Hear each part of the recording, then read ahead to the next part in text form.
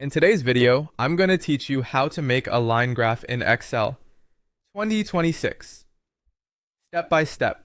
To get started, open Excel and enter your data into the worksheet.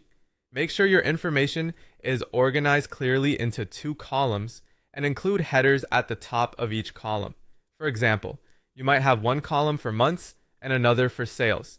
Keeping your data structured this way helps Excel understand exactly what you want to turn into a chart, and it also makes the final graph much easier to read. Once your data is in place, the next step is to select it. Highlight the full data range, including the column headers. For example, if your data runs from cell A1 through B7, select that entire range. Including the headers is important because Excel can use them to label out the chart automatically, which saves time and gives your graph a more polished look. After your data is selected, go to the Insert tab. In the Charts group, click Insert Line or Area Chart. You'll see several line chart options, including a standard 2D line, line with markers, stacked line, and 100% stacked line. In most cases, line with markers is the best choice because it shows the overall trend while also making each individual data point easy to spot. That can be especially helpful when you want viewers to notice changes from one value to the next. As soon as the chart appears, you can start customizing it.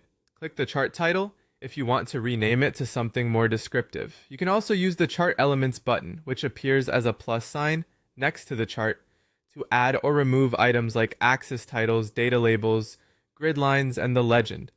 These elements can make the chart more informative, but it's a good idea to keep things clean and avoid adding more than you need.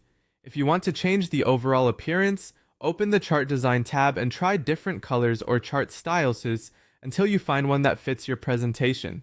Next, format the chart so it's easier to read. You can resize it by dragging the corners. If you want to adjust the look of the line itself, right-click the line and choose Format Data Series. From there, you can change the line style, thickness, or marker settings.